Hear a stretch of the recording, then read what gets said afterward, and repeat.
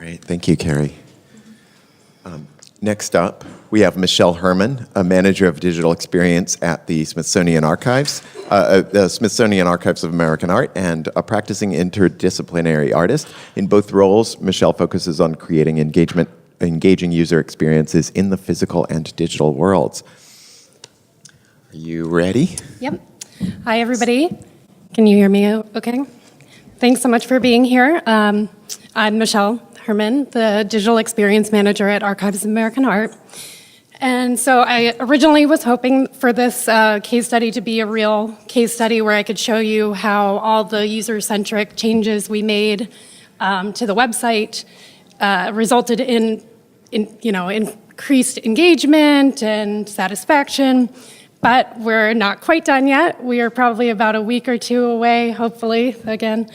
So instead, I'm going to talk about the steps that went into developing this strategy, the user research we conducted, how the findings informed the plans for our website.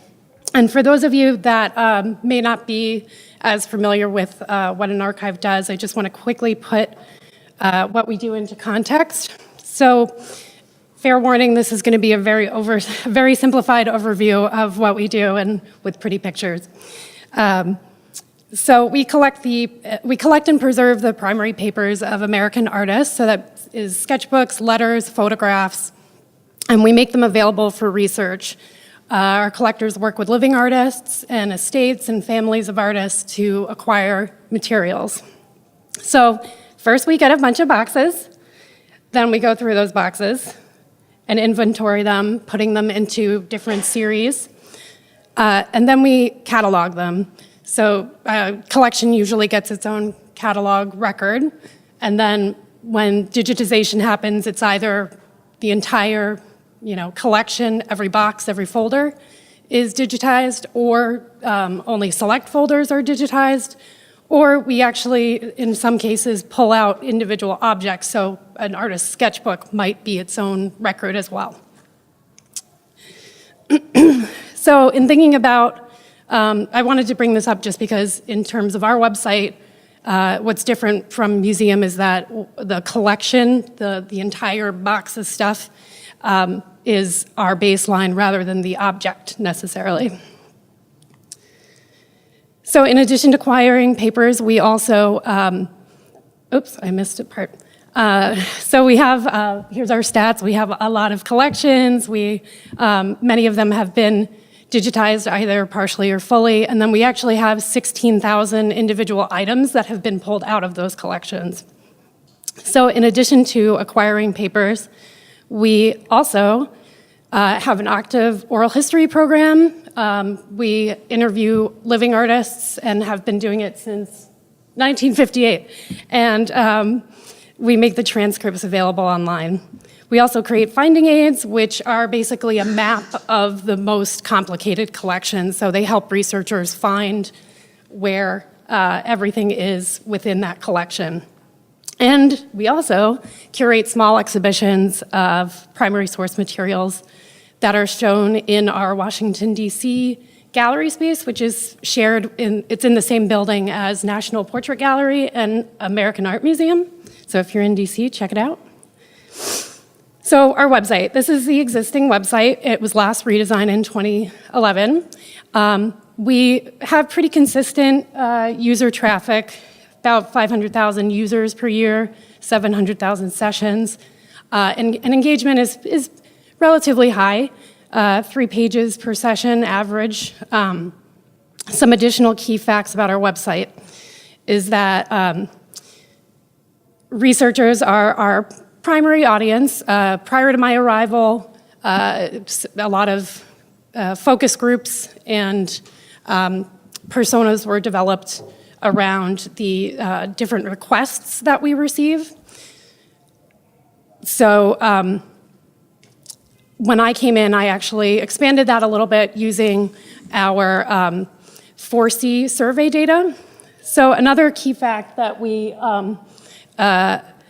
is that the website is our primary presence. Interestingly, only about 7% of our users are within the Maryland, DC, and Virginia area. So we know we have to be pretty robust for everybody else coming in. So once we understand who our users are, we can begin to understand their needs. So in this redesign, we really wanted to make users' needs the focus. So that meant completely reassessing a lot of the aspects of the website and laying the groundwork for responding to those needs quicker in the future. So in following this wonderful user experience diagram, we really wanted to start from that bottom. And so what I'm going to do is go over some of the main needs that we worked on and explain how they were identified and how we are going to meet them or they will be met at launch and the results that we're hoping to see. Oh, these are the main needs. So the first thing that we know is that users want to get to our collections immediately. Actually, about 90% of our web activity is in our collections section. And this makes sense because that's where all the collections are. We also noticed that users are completely bypassing the homepage. In this diagram, it's actually been grouped to show that largest group. It's a little faded out in this in the projector, but 1.4 million are starting in collections versus 120,000 on the homepage. Additionally, we looked at Heatmaps. So this is the landing page, our homepage, and the collections landing page. And what was great about this was that we were able to see some of the behavior that helped us formulate ideas of what those pages needed to be. So you can see that search is actually being heavily utilized on both pages. So that makes sense for researchers who know exactly what they're looking for, but for users who don't know what they're looking for, they want more kind of exploratory abilities. The carousel that we have on the homepage, it is clearly being clicked, and there's definitely browsing kind of behavior seen. This link at the bottom here that's shown is just a link to a list of all of our collections. And then additionally on the collections landing page, we have an alphabetical index. And we saw that, A being the most popular page, clicked on, then B, C, D, that seemed to us more of a browsing kind of behavior than, a real use of exploring in a real detailed way. So to try to meet both of these needs, our homepage and our collections landing page are both going to have a large search bar, and the carousel is going to really feature collections only and allow users who don't know what they're looking for to really browse from the get-go. So expected results. Luckily, for this change, we actually did some A/B testing for a couple of months, about 3 months, and we saw some encouraging results. We reduced bounce rate, increased the average pages per session, and also increased the average session duration. So we're hoping to see similar results when we go live. The other need we have is that users want a better search experience. This is the last 2 years of our 4C survey data. And you can see that the search and navigation are actually the lowest scores. Additionally, in that survey, we're able to see open-ended answers where users are actually saying exactly what they want, which has been really, really helpful for understanding what they need. They're unhappy with the basic keyword search. They want to be able to narrow down their search and find images. So we're introducing a new search where it's actually faceted by our metadata. And I know for many of you, this is not new, but for us, this was pretty difficult and revolutionary. So the users can actually filter by collection type, whether it's digitized or not, if it's an oral history. We also have facets like themes, so that there are more opportunities for discovery. we're hoping to see that user satisfaction increases and that the collections increases. Ready to wrap it up? Oh, give me 1 minute. So I guess I will skip. Well, this is probably I can end it after this one. So we also saw that users really need to navigate collections more easily.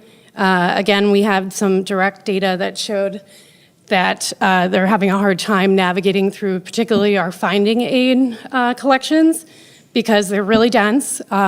Often the digitized materials users are kicked out, essentially, from the rest of the information. So with the new site, and this is what that looks like. So with the new site, we're actually baking that finding aid right into the navigation and then using the welcome player on the digitized materials pages so that the user can have that digital experience, but then see all the information they need.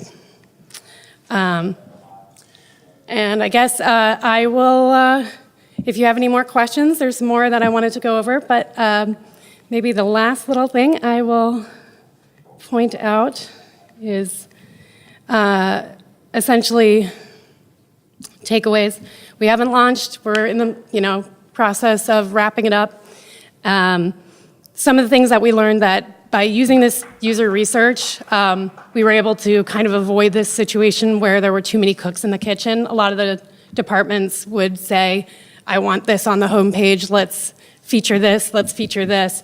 And by having this information showing what our users needed, it was easier to sort of say, no, let's really focus our efforts. And additionally, by using all these different modes of research, we were able to basically, check and compare and do more of a scientific kind of, repeating the finding kind of thing. So anyway, I guess I'm out of time. Yeah. So Right. Thank you. Thank you, Michelle. So yeah, unfortunately we're out of time, and there is a session in here at 9:30. But if people have questions for Carrie or Michelle, then please speak up while we change over. We can disconnect these while the speakers for the 9:30 session set up.